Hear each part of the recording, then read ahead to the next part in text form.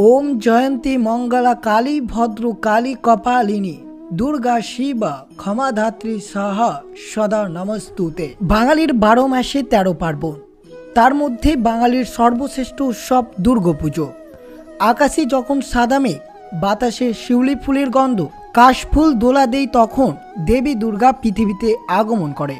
शरৎकाले दुर्गापुजो हय बोले देवी दुर्गार आरेक नाम शारदिया। 10टी हाथ थाकार जोन्नो दुर्गार एक नाम। प्रति बछर आश्विन मासेर शुक्ल पक्षेर प्रतिपद थेके दशमी पर्यन्त এই उत्सव पालित हय।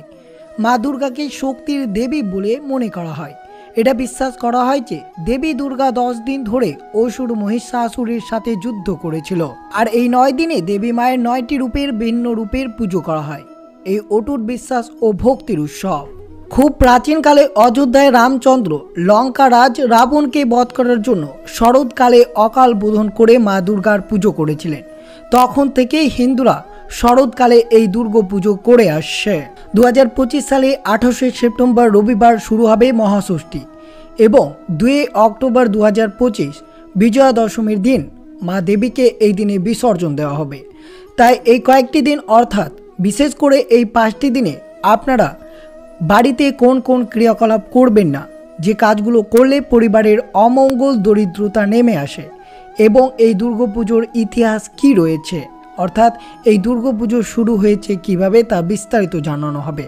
এবং অবশ্যই এই দুর্গাপুজো চলাকালীন আপনারা পরিবারে কোন কোন খাবার গ্রহণ করবেন না তা অবশ্যই ভক্তি শ্রদ্ধা সহকারে শ্রবণ করবেন, নইলে আপনার পুরো বছরটি অমঙ্গলে কাটাতে হতে পারে যদি এই 5টি দিনে এই কাজগুলো করেন। তো অবশ্যই আপনারা যদি চ্যানেলে নতুন হয়ে থাকেন তাহলে দয়া করে চ্যানেলটিকে সাবস্ক্রাইব করবেন এবং অবশ্যই ভিডিওটি আপনারা শুরু থেকে শেষ পর্যন্ত ভক্তি সহকারে শ্রবণ করবেন।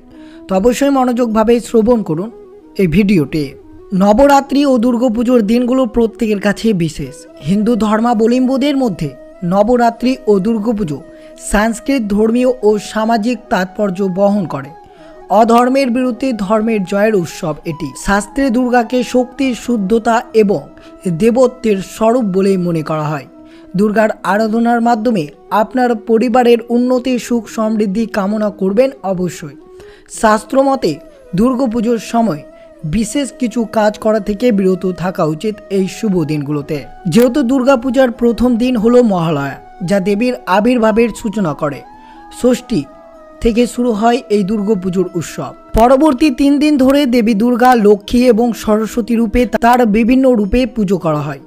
দেবীর মূর্তি একটি সিংহের ওপরে চড়ে মহিষাসুরকে আক্রমণকারী এই রূপটি আমরা দেখতে পাই। মন্দিরের ভিতরে স্থাপন করা হয়। উৎসবের সমাপ্তি ঘটে বিজয়া দশমী, যখন উচ্চ মন্ত্র ও ঢালের তালে পবিত্র মূর্তিগুলোকে বিশাল শোভাযাত্রায় স্থানীয় নদীতে নিয়ে যাওয়া হয়, যেখানে সেগুলোকে নিমজ্জিত করা হয়। এই রীতিটি দেবী তার বাড়িতে এবং হিমালয়ে তার স্বামী শিবের কাছে চলে যাওয়ার প্রতীক। পুরাণ অনুসারে দুর্গাপূজায় হিন্দু পুরাণে একাধিক কিংবদন্তি রয়েছে। প্রধান পৌরাণিক কাহিনী হলো রাক্ষস মহিষাসুরের বধ। আমরা দেবী মাহাত্ম্য, যা মার্কেন্ডীয় পুরাণে এর অংশ রয়েছে। এর বর্ণনা রয়েছে মহিষ দেবতাদের বিরুদ্ধে মহাজাগতিক যুদ্ধ করেন এবং জয়লাভ করেন একটি বরদানের কারণে, যা একজন পুরুষ প্রতিপক্ষের দ্বারা তার পরাজয় বোধ করেন। তাদের আধিপত্য দখল করে নেওয়ায় ব্রহ্মা, বিষ্ণু এবং শিবের ত্রিমূর্তির নেতৃত্ব দেবতাদের তাদের শক্তি একত্রিত করে দুর্গা নামে এক যোদ্ধা দেবী তৈরি করেন। পুরুষ দেবতাদের দ্বারা সজ্জিত দুর্গা তাদের সমন্বিত শক্তির প্রতীক এবং তিনি মহিষাসুরকে যুদ্ধে নিযুক্তি করেন। আকৃতি পরিবর্তনকারী রাক্ষস দেবীকে আক্রমণ করার জন্য বিভিন্ন রূপ ধারণ করেন, যিনি অবশেষে 10ম দিনে তার আসুর মহিষের রূপ তার শিরচ্ছেদ করেছিলেন। এবং দুর্গাপুজোকে অকালবোধন বলার কারণ কি রয়েছে? পৌরাণিক কাহিনীর সাথে জড়িত, যেখানে যোদ্ধা রাজপুত্র দুর্গাকে আহ্বান করেন। রাম দেবীর কাছে প্রবেশাধিকারের সময়কালে নির্দেশ করেন। হিন্দু মহাকাব্যে রামায়ণে রামের স্ত্রী সীতা অপহরণ এবং পরবর্তী যুদ্ধের গল্প বলা হয়েছে। 14শ শতাব্দীর কবি কৃত্তিবাস রচিত এই মহাকাব্যের একটি বাংলা সংস্করণের মাধ্যমে রামের চূড়ান্ত বিজয়ের একটি গল্প বর্ণনা দেওয়া রয়েছে। শরৎকালে দুর্গাপুজোর উদযাপনের সূচনা করা হয়, যা বছরের শুরুতে ফসল কাটার সময় প্রচলিত উৎসব সময় থেকে ভিন্ন। কৃত্তিবাসের বর্ণনায় রাবণ এবং তার শক্তিশালী ভাই কুম্ভকর্ণকে পরাজিত করতে ব্যর্থ হওয়ার পর রাম যুদ্ধক্ষেত্রে দুর্গার কাছে সাহায্যের জন্য প্রার্থনা করেন। খুশি হয়ে তিনি তাকে ঐশ্বরিক সমর্থন প্রদান করেন এবং 10ম দিনে রাবণকে পরাজিত করতে সক্ষম হন। পৌরাণিক কাহিনী অনুসারে রাম পবিত্র নৈবেদ্য হিসেবে 108টি পদ্ম সংগ্রহণ করেন, কিন্তু প্রার্থনার সময় মাত্র 160টি পদ্ম পান। দুর্গা যখন আবির্ভূত হন তখন তিনি তার নিজের একটি চোখ উপড়ে ফেলে হারিয়ে যাওয়া ফুলটি প্রতিস্থাপন করার জন্য প্রস্তুত হন এবং শেষে পদ্মটি পুনরুদ্ধার করেন, যা প্রকাশ করে যে এই অনুপস্থিতিতে রামের ভক্তির পরীক্ষা ছিল। দুর্গাপুজো এইভাবে মহিষাসুর এবং রাবণ দ্বারা প্রতিনিধিত্ব করে মন্দের ওপর ভালো বিজয়ের প্রতীক, দুর্গা এবং রাম দ্বারার প্রতীক। তাই আপনাদের সাথে শ্রবণ করানো হলো দুর্গার পৌরাণিক কাহিনী কী ছিল। এবার অবশ্যই শ্রবণ করুন দুর্গাপুজোর শুভ সময়, তারিখ, অর্থাৎ কোন দিনে কোন পুজোটি হতে চলেছে। 2025 সালে 28শে সেপ্টেম্বর রবিবার সকাল 10:43 পর্যন্ত থাকবে ষষ্ঠী তিথি।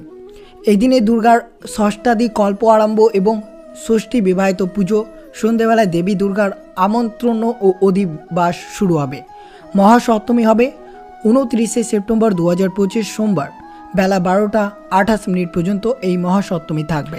মহা অষ্টমী 30শে সেপ্টেম্বর 2025 মঙ্গলবার। দুর্গা অষ্টমী তিথি থাকবে দুপুর 1:45 পর্যন্ত। এদিন দেবী দুর্গার আরাধনা, মহাস্নান, ষোড়শ প্রচারের পুজো করা হবে এই দিন। যদি এই দিনে আপনারা পুষ্পাঞ্জলি দিতে পারেন তা অত্যন্ত শুভ হতে পারে আপনাদের জন্য। এবং মহানবমী 1 অক্টোবর 2025 বুধবার। নবমী তিথি থাকবে দুপুর 2:36 পর্যন্ত। এদিন মহানবমীর মহাস্নান, ষোড়শ প্রচারের পুজো হবে এই তিথিতে। বিজয়া দশমী 2 অক্টোবর 2025 বৃহস্পতিবার দশমী তিথি থাকবে দুপুর 2:56 পর্যন্ত। এই দিন দেবীর বরণ, সিঁদুর খেলা এবং বিসর্জন হবে এই শুভ দিনগুলোতে। কিন্তু আপনাদের মনে রাখতে হবে এই 5টি দিন আপনারা পরিবারে এই কাজগুলো মোটেও করবেন না, যে কাজগুলো করলে আপনার পরিবারের অমঙ্গল, দরিদ্রতা নেমে আসতে পারে এবং দেবী দুর্গা সেই পরিবারের উপর অত্যন্ত রুষ্ট হতে পারেন। তাই বিশেষ করে শ্রবণ করবেন কোন কোন কাজগুলো এই দুর্গাপুজো অর্থাৎ 28শে সেপ্টেম্বর মহাষষ্ঠী থেকে 2 অক্টোবর বিজয়া দশমী পর্যন্ত কি করা উচিত নয়। প্রথমত, দুর্গাপুজোর সময় আমিষ খেতে নেই। এটি আধ্যাত্মিক ও শুদ্ধতার সময়কাল। এই সময় শরীর ও মন শুদ্ধ রাখার জন্য আমিষ খাবার ত্যাগ করা উচিত। দুর্গাপুজোর সময় আমিষ খাওয়ার পাশাপাশি আপনাদের বিভিন্ন ধরনের নেশা জাতীয় দ্রব্য থেকে বিরত থাকতে হবে। এই সময় ব্যক্তির মন, মস্তিষ্কের শুদ্ধতা সুনিশ্চিত করতে পারেন। পেঁয়াজ রসুন অর্থাৎ তামসিক রাজসিক খাবারের অন্তর্ভুক্ত খাবার এই সময় ত্যাগ করা উচিত। এই সময় পেঁয়াজ রসুন ছাড়া খাবার খাওয়া উচিত। নবরাত্রির সময় সাত্বিক খাবার খাওয়াই শ্রেয়। এই সময় আপনাদের মনে রাখতে হবে ভুলেও কাউকে কটূক্তি করবেন না, পাশাপাশি অশ্লীল মন্তব্য করা বা অশ্লীল ভাষার কথা বলা থেকে বিরত থাকতে হবে।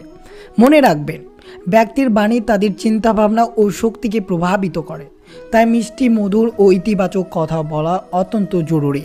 দুর্গাপুজোয় চলাকালীন জুয়া খেলতে বারণ করা হয়েছে শাস্ত্রে। এর পাশাপাশি চুরি, প্রতারণা ইত্যাদি করা থেকে বিরত থাকতে হবে। সৎ পথে চললে আধ্যাত্মিক লক্ষ্যে পৌঁছাতে পারবেন। এছাড়াও বড়দের অসম্মান করা, কথায় কথায় ঝগড়া করা থেকে বিরত থাকতে হবে। কুচিন্তা, ছল, প্রতারণা আশ্রয় নিলে দেবী দুর্গার রোষের শিকার হতে পারেন, তা অবশ্যই সতর্ক থাকবেন।